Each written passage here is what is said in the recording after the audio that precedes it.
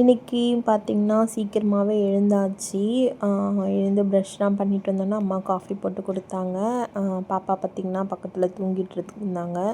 சீக்கிரமாக எழுந்தாலுமே வந்துட்டு நான் எந்த வேலையும் பார்க்கல, அம்மா தான் பார்த்துக்கிறாங்க. என்ன ஒரு வேலையும் பார்க்க விடுறதில்ல.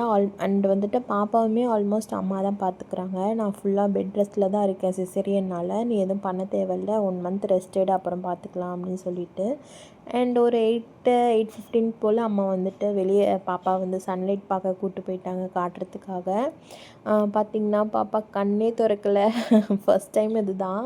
வீட்டுக்கு கூட்டிகிட்டு வந்து 3 நாள் ஆச்சு. ஆனாலுமே வெளியே எதுவும் கூப்பிட்டு போகல. ஃபஸ்ட் டைம் சன்லைட் பார்த்தோன்னே கண்ணே திறக்கலை அவங்க. பார்க்கவே நல்லா இருந்துச்சு. அண்ட் வந்துட்டு மார்னிங் வந்து அம்மா கொஞ்சம் வெளியே போயிருந்தனால டிஃபன் எதுவும் பண்ணலை, கடையில் தான் வாங்கி சாப்பிட்டேன். சாப்பிட்டுட்டு இருக்கும்போது அம்மா பார்த்திங்கன்னா பாப்பாவுக்கு உடம்பெல்லாம் தொடச்சி விட்டு ட்ரெஸ் எல்லாம் மாற்றி விட்டாங்க. பாப்பா பார்த்திங்கன்னா செம்மழுவ ட்ரெஸ் மாற்றும் போது பார்க்க கொஞ்சம் பாவமாக இருக்குது.